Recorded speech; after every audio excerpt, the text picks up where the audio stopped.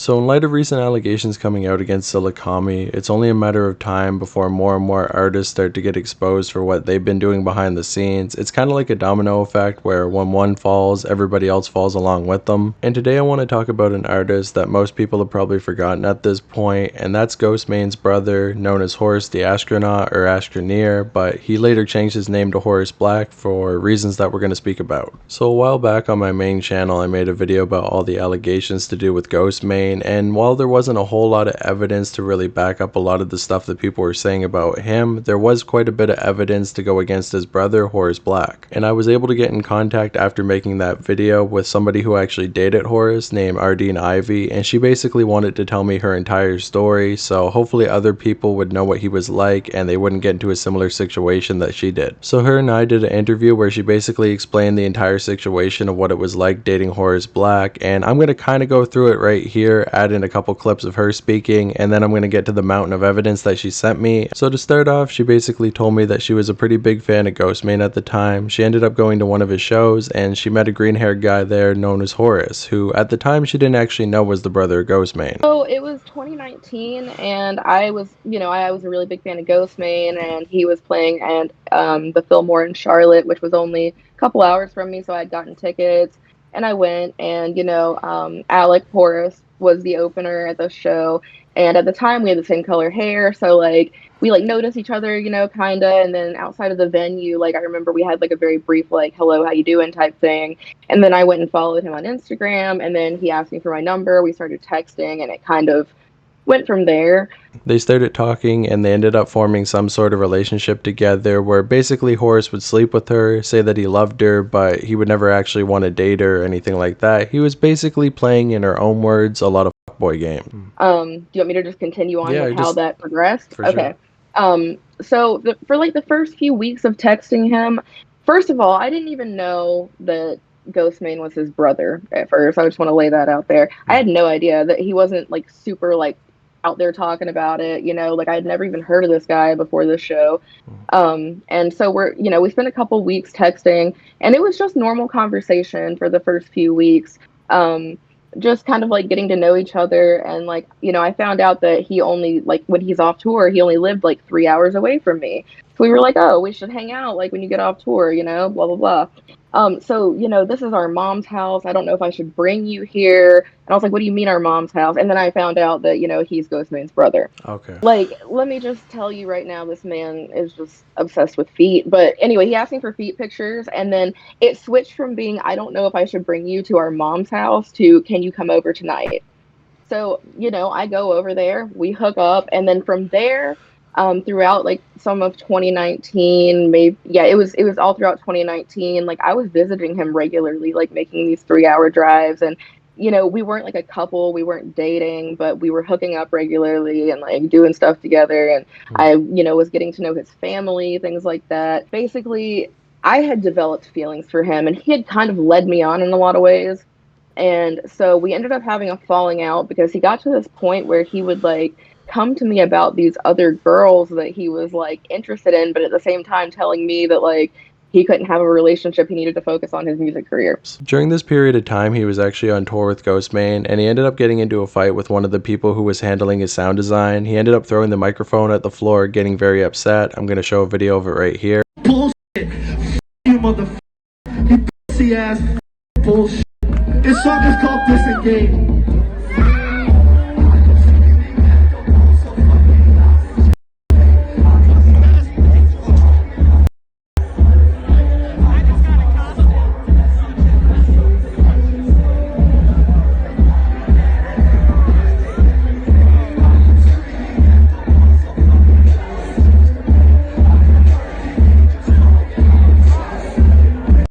After that, they ended up getting into a full-on fight. They beat him up and broke his nose. Here's a picture of that right here. After that, they had thrown him out of the club, and he ended up screaming homophobic slurs in the middle of the road, and there was a gay club not too far away from there. I also have a little description of what happened at the show. What exactly happened? Alec was drunk as usual and pissed that people weren't sticking around for his set. They started talking and harassing the crowd and banging you throughout their entire set. Threw a fit more than once during the set. Every time he said something negative, Dallas tried to counter it and keep the peace. After that set, Alex just kept talking shit and then pulled a knife out on someone who was coming up to say something to him. Venue called the cops. Dallas pushed Alec outside to keep him from fighting anyone else inside, and the cops got there and pretty much handled it from there. So that was really bad publicity when it came to his career as well as the entire tour, so Ghostman would then kick him off. He never really worked with his brother again, and then he would change his name from Horus the Astroneer to Horus Black to basically try to escape all this bad publicity. Eventually the two of them would go their separate ways, but she would come back into his life around 2021 after he had already basically ruined his entire career and moved back into his mother's house.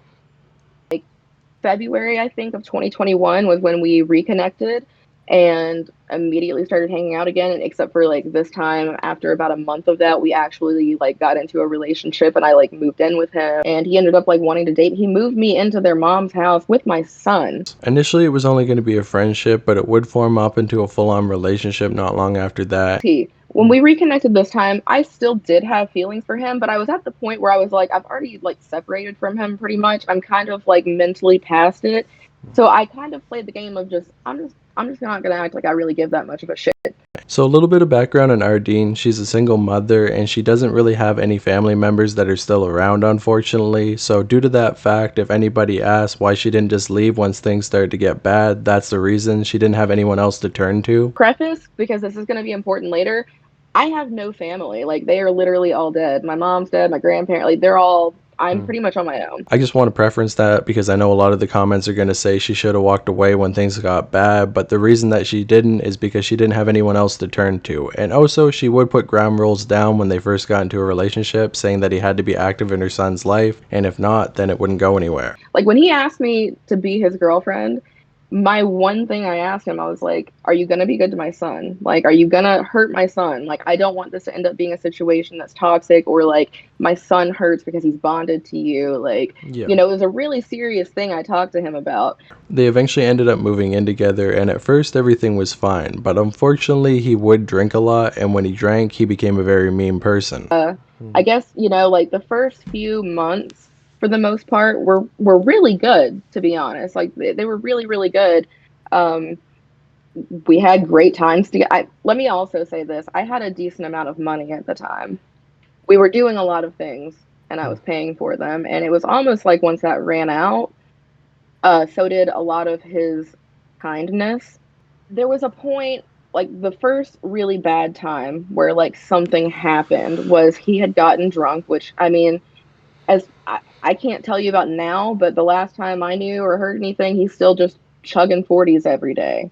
So like, and I know how he is when he's just an angry drunk, you know, like if you're an angry drunk, just don't drink. And he can't. So basically every time that he would drink, they would get into an argument that would then turn into a superheated screaming match. And the first real big event that happened in the relationship is the time that she actually got kicked out of the house. Her and Horus were going back and forth and her son was in the other room. So basically Horus's mother would say that she had to leave, kicking her out in the middle of the night with nowhere to go. We were at his mom's house still. We were still living at his mom's house because we did eventually end up moving out, and I'll get to that. But he had gotten drunk, and I can't even tell you what argument was going on or what set it off between us, but it ended up being so bad that, like, my child's asleep in the room across the hall. Like, he slept in Eric's bedroom. Like, and so his mom comes upstairs hearing him just, like, screaming at me. I mean, like, spit flying, like, screaming at me. And she's basically... She didn't seem too concerned about me, but she was like, there's a baby across the hall. You need to stop. You need to calm down. And he basically took all of my things in his room, threw them down the stairs, said, get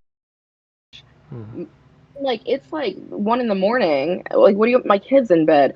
He was like, it. So I had to get my son and I put him in the car and I had stuff with me. And at this point, her and her infant son were out in LA in the middle of the night, so she had no choice but to go to her one friend's house, and I have a couple messages between the two of them right here. She says, I'm gonna blow my brains out. I can't stand when Alec gets this drunk. I've been mixing. I literally hate the fucking person he is when he's like that. Not really listening much, but what I did hear was pretty bad, over the top. Sorry about that. I can't deal. It's not your fault. I just can't deal with him getting this drunk and acting like a complete piece of shit. The amount of disrespect is unreal. Like, I'm gonna have to make a point. I'm not letting this slide. So she ended up going over to that friend's house for the night, and then Alec would let her come back over later on, which is Horus Black if you don't know. I only had one other friend out there who that's a whole other story. But Hmm. I had like hit him up being like, hey, like I don't have anybody else out here. I don't know what to do. I'm kind of panicked right now. Alec just kind of like threw me out.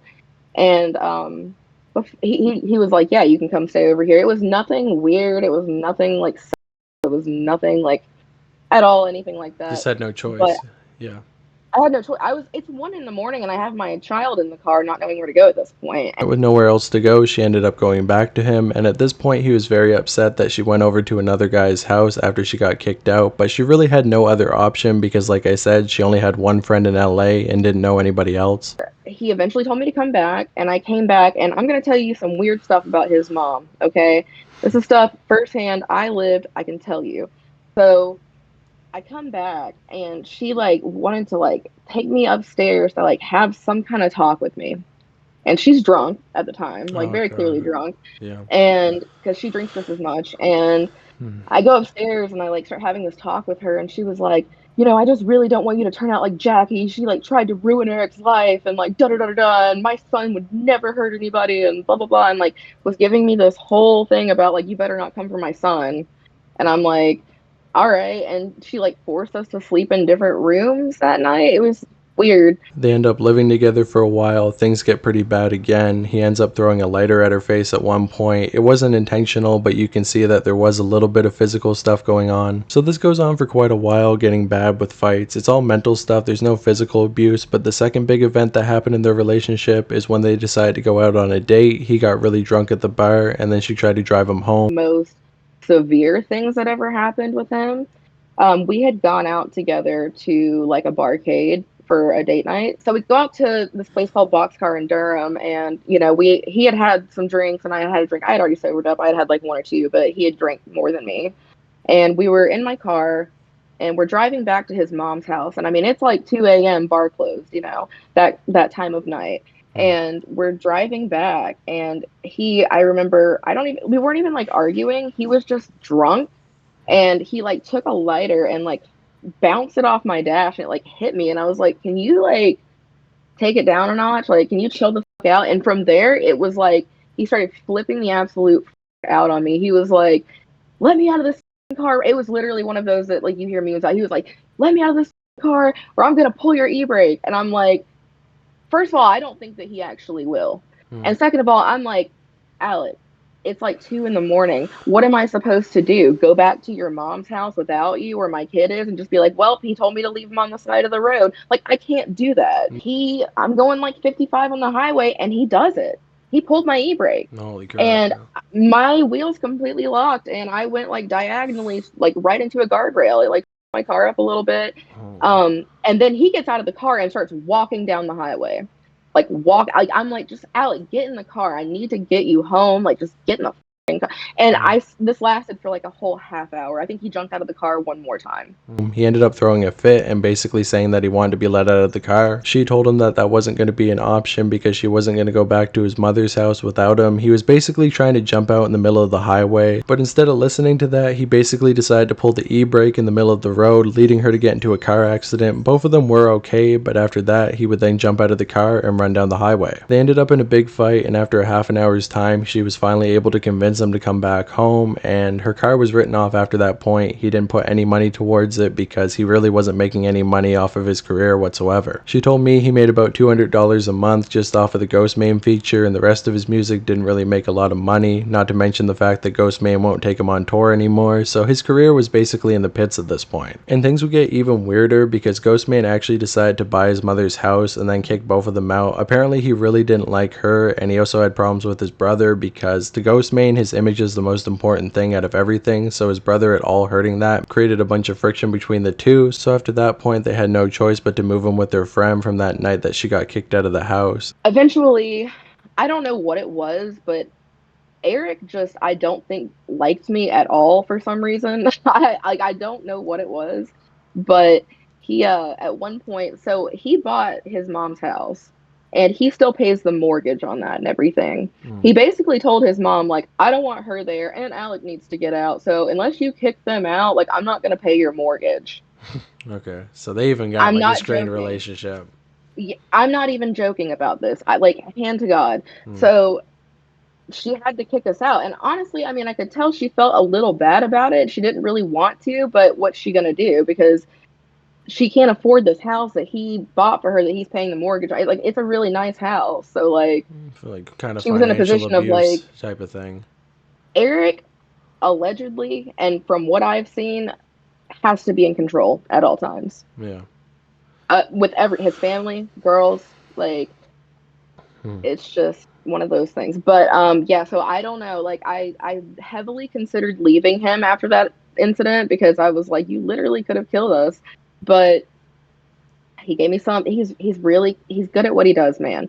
And I stayed. And so, the next thing is like we have to move out. So like I said, I had that one friend out in like Carborough, Chapel Hill area where, you know, and I hit him up and I was like, listen, we're in this position, like, and he was really wanting to like work on music with Alec. And he basically, like, I told him the situation and he was like, how about like you guys come here, just like save some money, and like in return, I want Alec to like work on some music with me. And they would start fighting there even worse than they were at his mother's house, and every time they'd get in a fight, he would say he was going back to his mother, with her living only 10 minutes away. And finally, this relationship pushed itself to the point that they had to break up, and this is where he got very vicious, with him actually throwing out all of her stuff, including her mother's ashes. So the first thing I have here is actually a recording of the two of them fighting. She says she would often have to record him to get him to stop yelling because that's the only way that he would actually calm down, so I'm going to play that out right here. I want you gone, or you figure out what the you're doing and I'm gone, and you talk to Okay. Justin, I whatever. don't care. We're Good. done. You're right. I'm telling everybody exactly how you are. I don't care what Right you now. tell everyone. Your threats, because you're getting anything on your own, you psycho. Fuck you. I hate your goddamn guts. Okay, good. Are you recording this? Who knows? Are you recording? Who knows? Are you recording? Who knows? Give me the mic so they can hear me real clear. Why don't you just yell like you just Give me were? the mic so they Why can don't hear you me just real yell like you clear. just were? Come on. Come on, give me the microphone. I'm not giving you my Miss phone. Recording reporter? Yeah, I woke him up. Now deal with it. You fucking stupid, I'm posting it all right now. self-centered, ungrateful. Post it. Yeah, post it all. Post it all. You All of can't it. handle anything on your own. Post it all. Okay. Private eye. Let's record only my side of everything. We'll see how it you works fucking out for bitch. you. Yeah, you didn't record how you started all of this. I did actually. No, you didn't. I recorded the whole thing. You never do. It's alright. You just woke me up 6 times in a row. You keep going. You keep pestering. You keep poking every trigger. You keep saying everything that you know causes every problem the worst. You keep poking because you want me to blow up. You want Yeah. to record this. I don't try to talk to you. you Want me like to you blow up. Shut the fuck up. No. You want me to fucking blow up. You're not You want scared. this to happen, and now you have me. I'm blowing up. Here you go. You get what you want. Fuck you. Okay. I hate you. I don't care. I hate you. That's too You bad. poke every trigger and you set this up with your little voice recording. I set it so up. I blow up so you have it on recording so you can't lie hold when it it's all against there. me. You're a sick. Okay. You start all these problems so you can have evidence against me. You're a psycho. No, it's 'cause you Everyone was gaslight me. right about you. Everybody was right about including you, my too. brother. Yeah, I don't care. Seeping into my life so you can take over. Okay. You sick fan. You f***ing It fan. doesn't hurt my feelings coming from you. Yeah, it You're doesn't nobody. hurt your feelings. You're You've nobody. got no soul. You're. Okay. Of course, it doesn't hurt your feelings. It doesn't. I bet you get off my bed. Exactly. Exactly. Where you gonna sleep? Oh, exactly. Trust me, I got places. I got places. Don't worry. Yeah, sure. With all your little fat old sugar daddies. Yeah. Dirty you. So gross.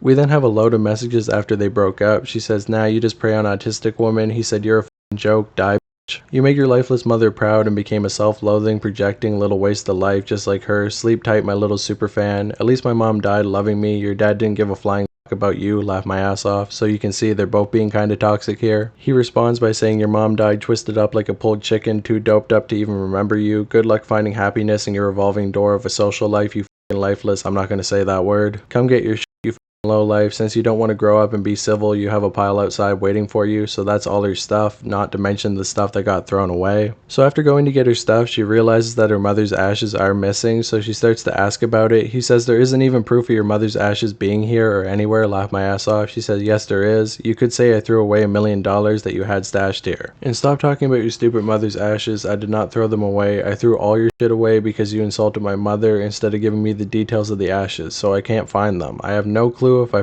threw them away. I just said that to piss you off. Were they in there? Maybe, but I don't know because your stupid ass wouldn't describe them to me. You just kept going off. So he's trying to say that her mother's ashes were never there in the first place, but she definitely left them there. That's what she told me. And we also have a message here where he heavily contradicts what she had to say, because apparently she ended up calling his mother a C word, and he said, "Laugh my ass off, my mother. Okay, your shit's going in the garbage, along with your fat, useless of a mother's ashes. I'm pretty sure you want to keep them close since you're just like her." So in one breath he's saying that they were never there, but in another breath he's saying that he threw them away. So that kind of proves that he's lying later on. In a fit of rage, she ended up throwing them out. And I don't really care what you think about this relationship. Throwing away somebody's dead mother's ashes is never going to be justifiable. I also have a couple more miscellaneous messages of fights that they had during the time that they were together. She says, "Lately he's been staying up late playing video games, and last night I asked him to please come to bed with me. He wanted to play. I compromised and said fine. He promised he would be to bed soon. After 2 hours later, I got woken up with him being loud as hell. He was playing video games and getting irritated, and it turned into a fight. He was really drunk, so it escalated, and he went as far as telling me to suck his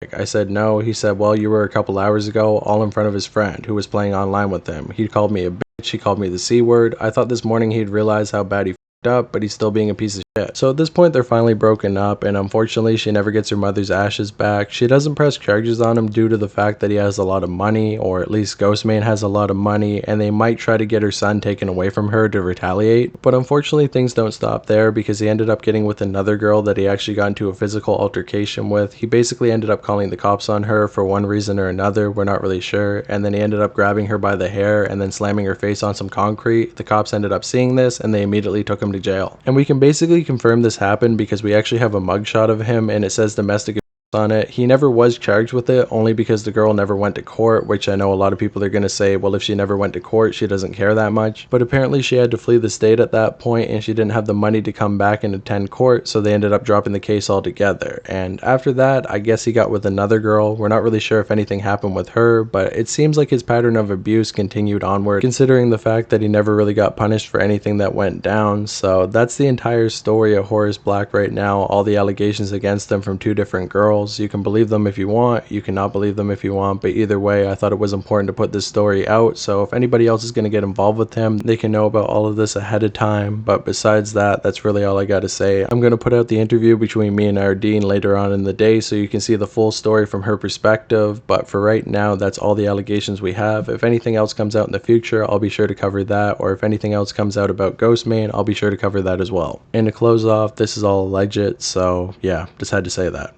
Bye.